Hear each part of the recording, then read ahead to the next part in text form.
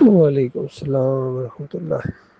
یہ آیت بڑی واضح ہے۔ مخلص مومنوں اور اصلی اور سچے مجاہدین اور کمزور مومنوں کا ایک نقشہ بیان کیا گیا ہے۔ کمزور مومنوں کو جو جوڑا گیا کہ مومنوں تمہیں کیا ہو گیا ہے،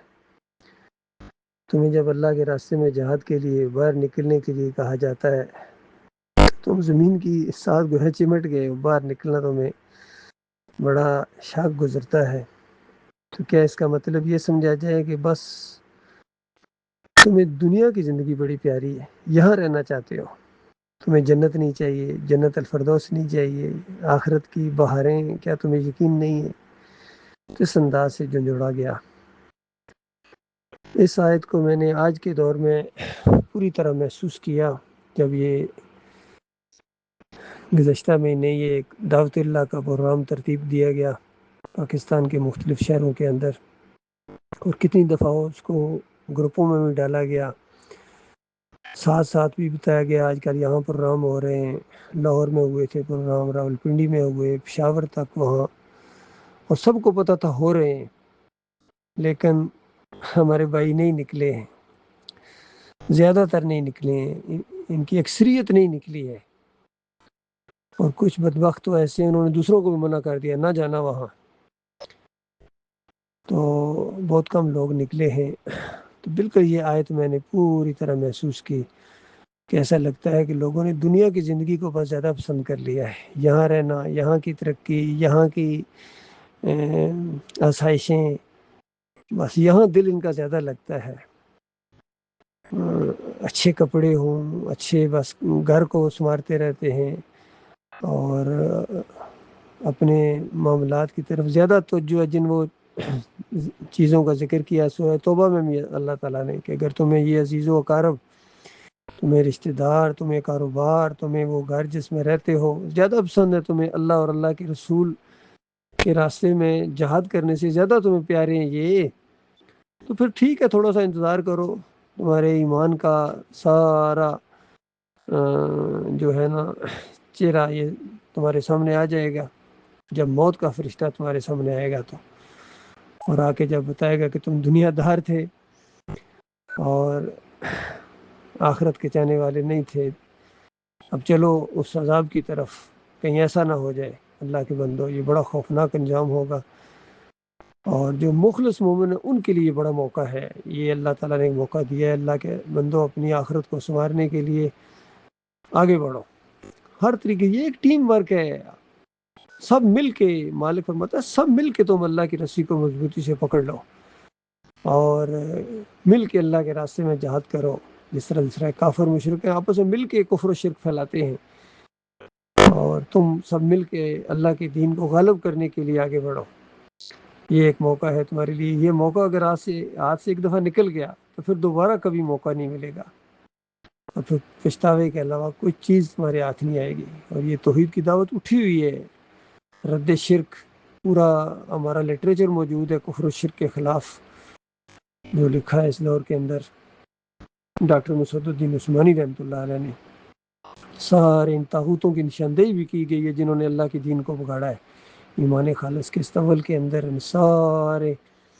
صوفیوں کا پوسٹ مارٹم کیا گیا، وحدت الوجودیوں کا، وحدت الشہودیوں کا، حلولیوں کا،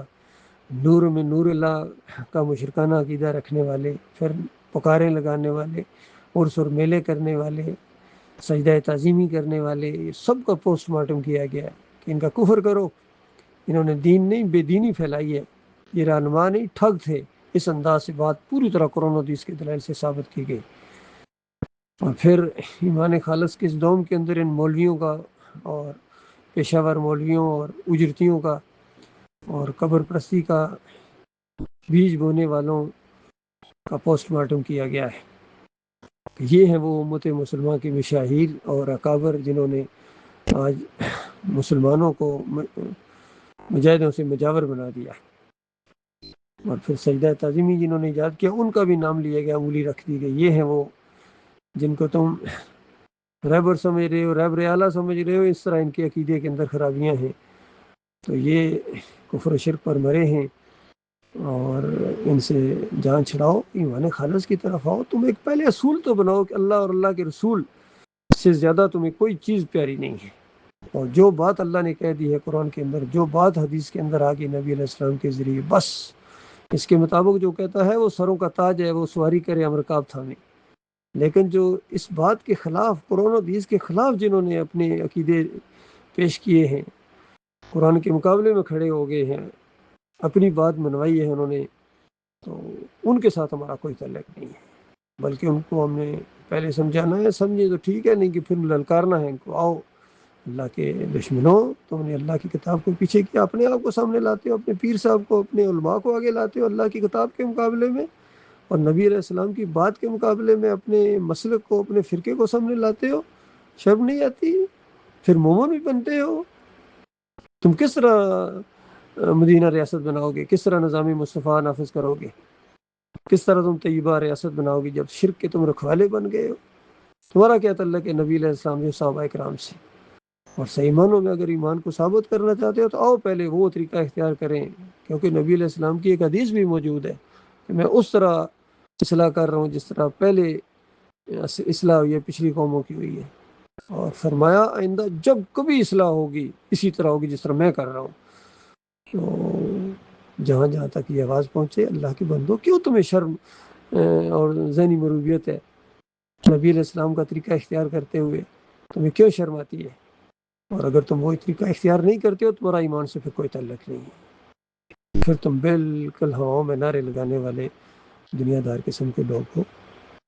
اللہ تعالیٰ میری ان باتوں کے اوپر غور و فکر کرنے کی توفیق عطا فرمائے، اور جہاں جہاں تک یہ آواز پہنچے جس کو یہ اچھی لگے وہ فوراً رابطہ کرے، اور تاکہ ہم اس بات کو اور آگے بڑھائیں، اس بات کو، توحید کی بات کو، ایمان خالص کی شمع کو بجھنے نہ دیں گے انشاءاللہ.